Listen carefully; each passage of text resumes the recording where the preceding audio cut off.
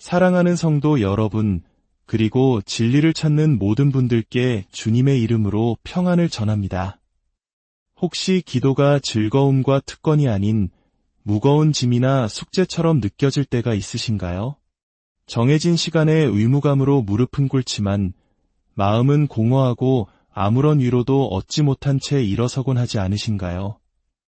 오늘 우리가 함께 나눌 이야기는 바로 이 고민에 대한 깊은 통찰과 해답을 담고 있습니다.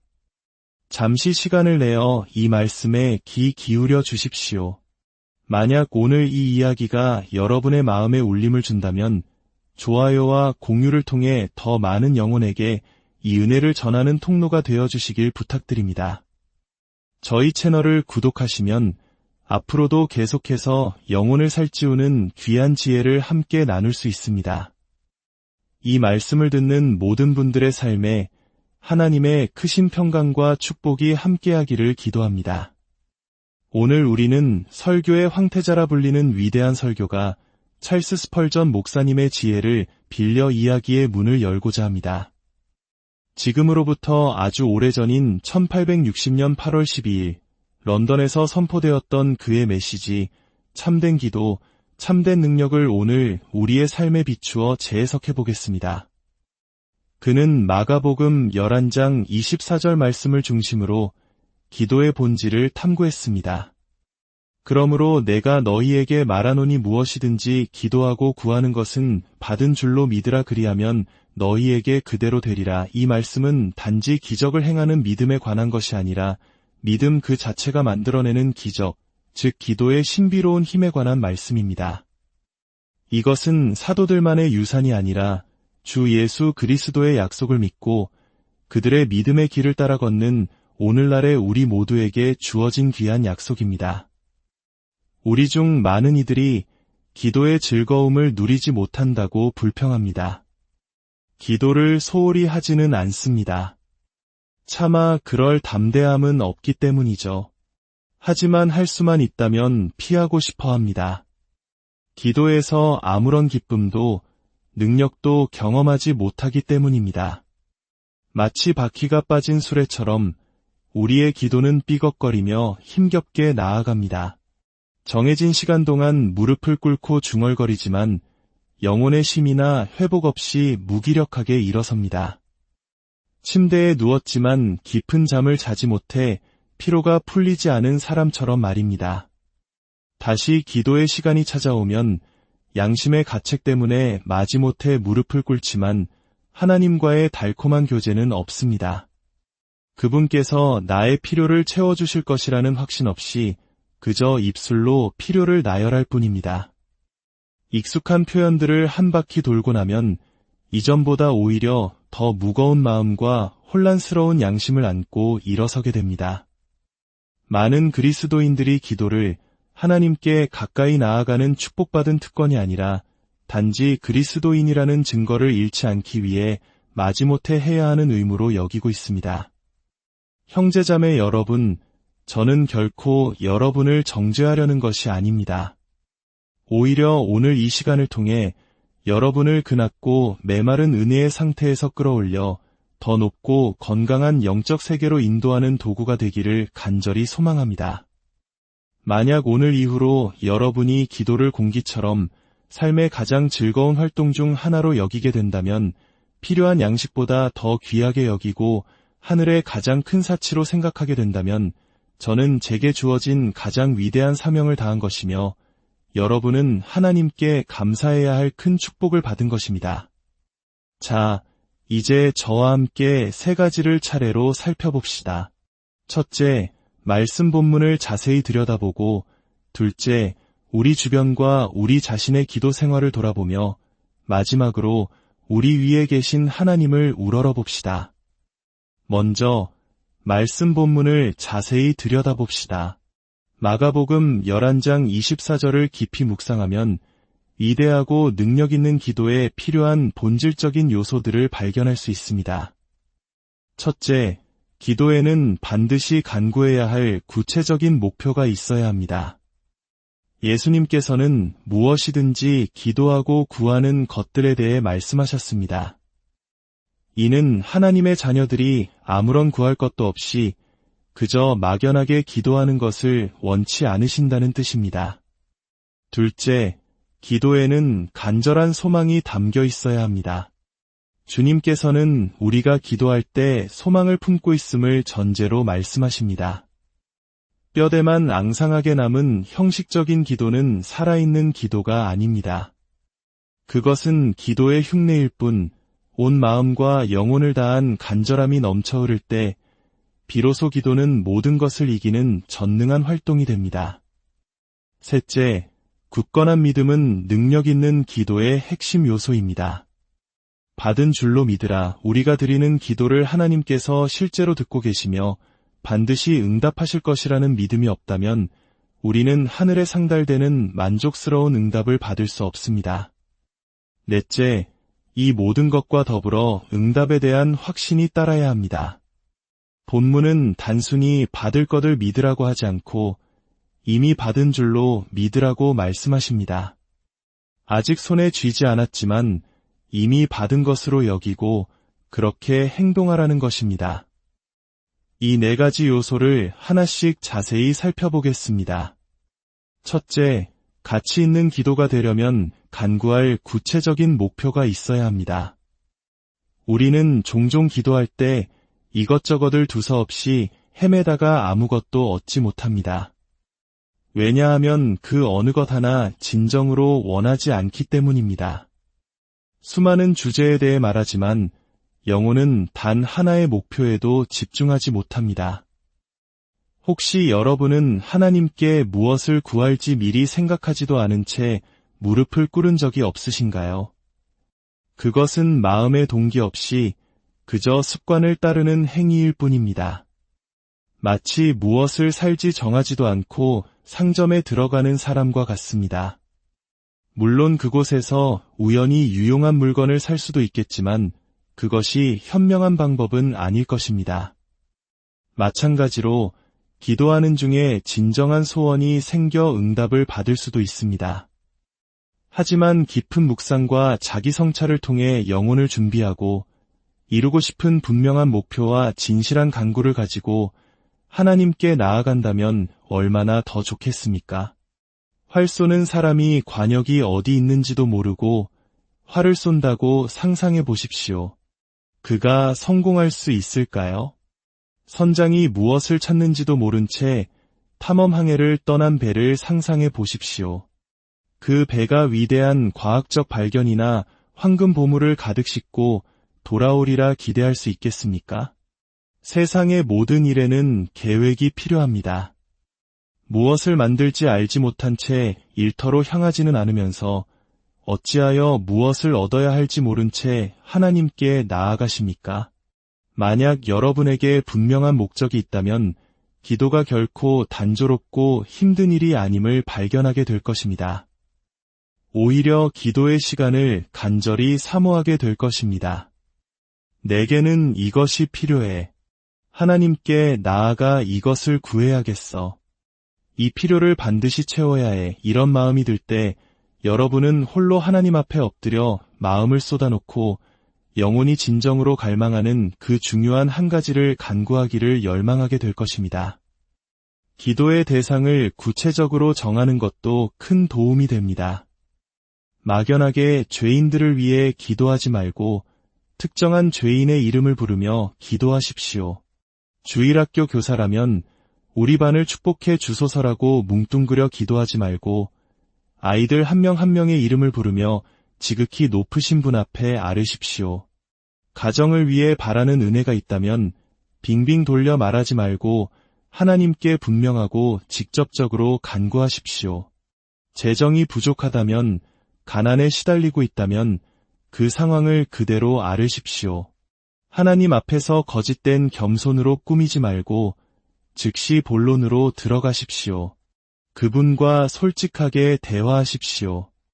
마음속에 있는 것을 솔직히 말하지 못하고 빙빙 돌려 말하는 사람들처럼 애둘러 표현할 필요가 없습니다.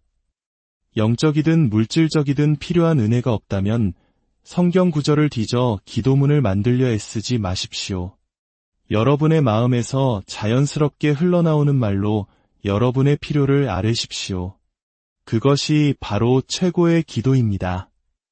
아브라함의 말은 아브라함에게 최고였고 여러분의 말은 여러분에게 최고입니다. 야곱이나 엘리야처럼 기도하기 위해 성경의 모든 구절을 공부할 필요는 없습니다. 그렇게 한다면 오히려 그들을 진정으로 모방하는 것이 아닙니다. 겉모습은 따라할 수 있겠지만 그들의 기도를 이끌었던 영혼과 마음은 없을 것입니다. 여러분 자신의 말로 기도하십시오. 하나님께 분명하게 말씀드리십시오. 필요한 것을 즉시 구하십시오. 사람의 이름을 부르고 구체적인 대상을 언급하며 간구의 관역을 정확히 겨냥하십시오. 그러면 머지않아 여러분을 괴롭혔던 기도의 권태와 단조로움이 사라지는 것을 경험하게 될 것입니다. 둘째, 기도에는 반드시 간절한 소망이 동반되어야 합니다. 한 예 신학자는 차갑게 드리는 기도는 거절해달라고 비는 것과 같다고 말했습니다. 우리가 미지근하고 열정 없이 주님께 구할 때 그것은 마치 그분의 손을 붙잡고 우리가 구하려는 그 축복을 주지 못하도록 막는 것과 같습니다. 목표를 정했다면 여러분의 영혼은 그 목표의 가치와 그것이 내게 얼마나 절실히 필요한지, 그리고 그것이 주어지지 않았을 때 겪게 될 위험을 깊이 깨달아 마치 목숨을 구하듯 매달려 간구해야 합니다.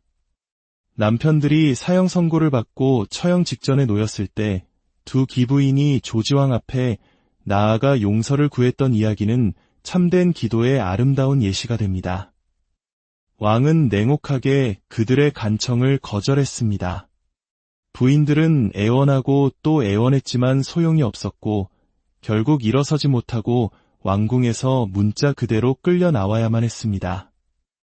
왕이 미소를 지으며 남편들을 살려주겠다고 말하기 전까지는 결코 물러서려 하지 않았기 때문입니다. 비록 그들의 간청은 실패했지만 남편의 생명을 위해 그토록 끈질기게 간구했던 그들의 모습은 참으로 고결했습니다. 이것이 바로 우리가 하나님께 기도해야 하는 방식입니다. 우리가 구하는 것이 하나님의 뜻에 어긋나지 않고 그분께서 친히 약속하신 것이라는 확신이 있다면 그것을 얻기까지 결코 물러서지 않겠다는 결심으로 나아가야 합니다. 우리의 간구가 멈추기 전에 하늘의 문이 흔들릴 때까지 그 약속을 붙들고 몇 번이고 되풀이하여 간구해야 합니다. 차가운 심장에서 나와 입술 위에서 죽어버리는 기도, 얼어붙은 간구는 사람의 마음조차 움직이지 못하는데 어찌 하나님의 마음을 움직일 수 있겠습니까? 우리의 영혼 깊은 곳에서 솟아나지 않는 기도는 영혼의 부르짖음만을 들으시는 하나님께 상달될 수 없습니다. 우리는 진실해야 합니다. 그렇지 않으면 주님께서 우리의 기도를 들어주시리라 기대할 권리가 없습니다. 존 브래드포드는 기도에 특별한 비결이 있는 사람으로 알려졌습니다. 그 비결을 묻자 그는 이렇게 대답했습니다. 나는 내가 무엇을 필요로 하는지 알게 되면 그 기도 제목을 가지고 하나님과 씨름하고 하나님과 내가 그 문제에 대해 합의에 이를 때까지 그 기도에 머뭅니다. 첫 번째 간구를 마치기 전에는 결코 다른 기도로 넘어가지 않습니다. 그러나 우리는 어떻습니까? 하늘에 계신 우리 아버지여, 이름이 거룩히 여김을 받으시오며 라고 시작하면서 그 거룩한 이름에 담긴 경배의 의미를 채 묵상하기도 전에 다음 구절인 나라가 임하시오며 로 넘어갑니다. 그러다 문득 주님의 나라가 지금 임하시면 나는 어떻게 될까? 라는 생각이 스쳐가는 동안에도 입술은 뜻이 하늘에서 이루어진 것 같이 땅에서도 이루어지다 를 읊조리고 있습니다. 이렇게 우리는 기도문을 뒤섞고 의미 없이 단어들을 쏟아냅니다. 5. 제발 각 구절 끝에서 멈추십시오. 그 구절을 진심으로 기도할 때까지 기다리십시오. 활시 위에 두 개의 화살을 한 번에 올려놓으려 하지 마십시오. 둘 다 관역을 빗나갈 것입니다. 한 번에 하나씩, 하나님께 한 가지를 구하고 응답을 받으십시오. 그리고 다시 다음 것을 구하십시오. 첫 번째 은혜를 얻은 후에 두 번째를 구하러 나아가십시오. 셋째, 이 모든 것에 굳건한 믿음이 더해져야 합니다.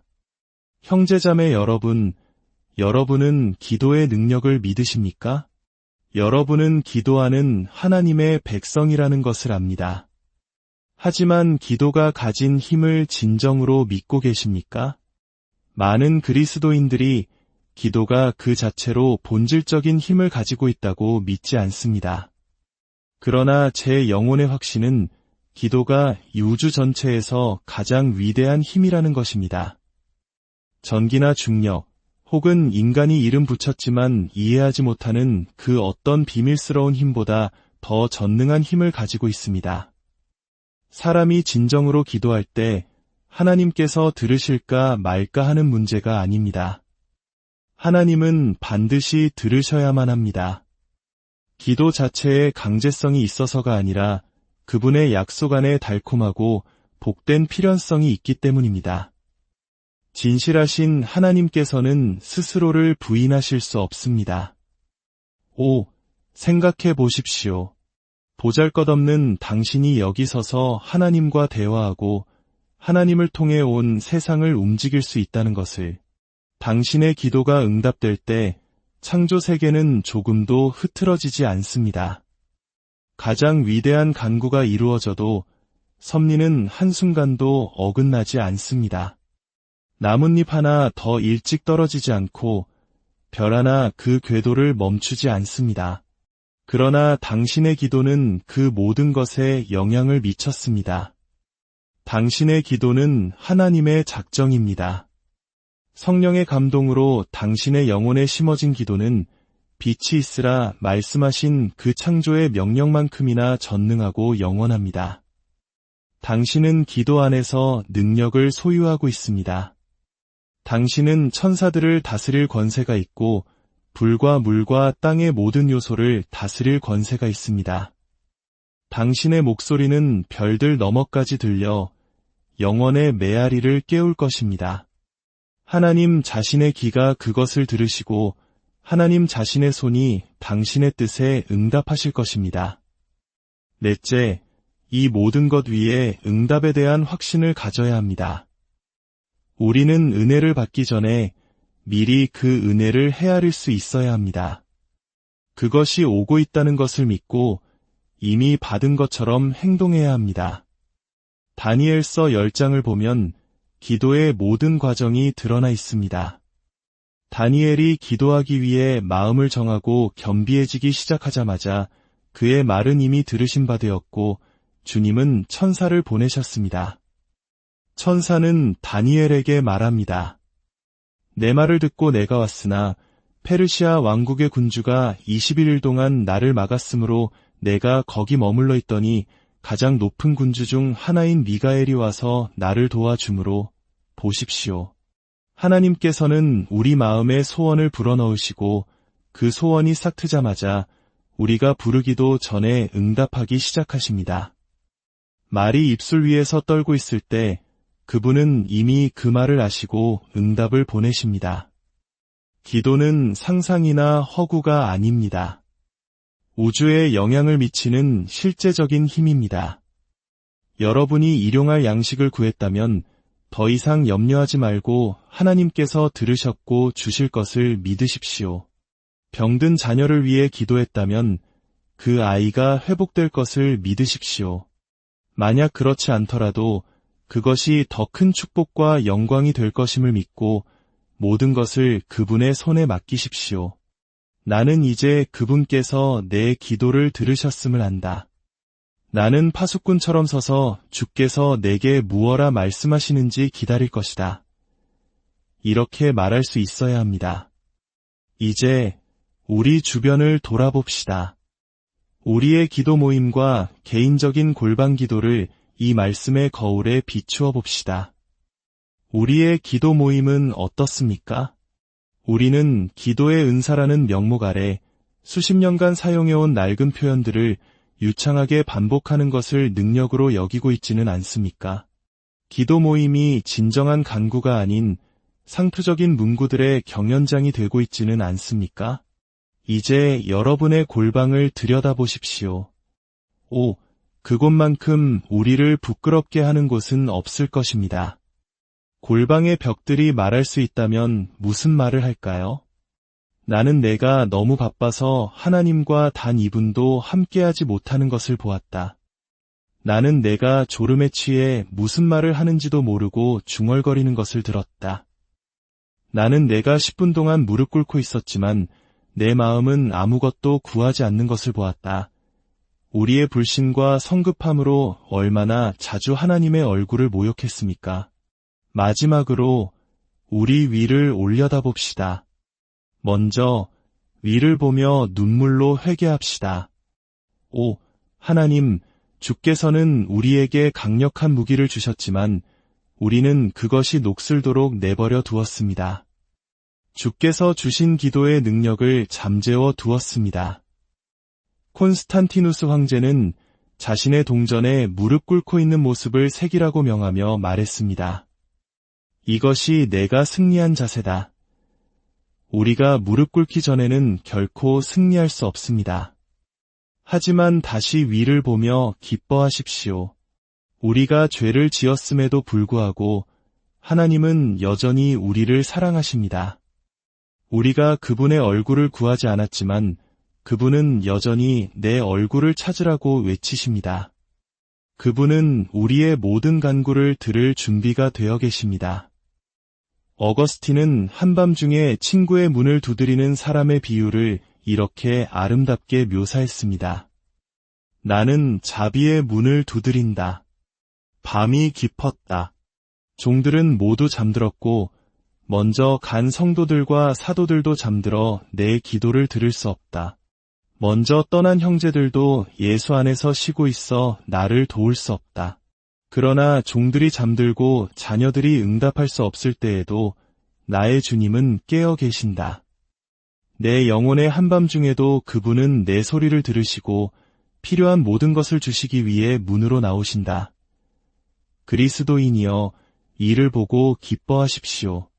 열린 입을 위해 항상 열린 귀가 있고 준비된 마음을 위해 항상 준비된 손이 있습니다.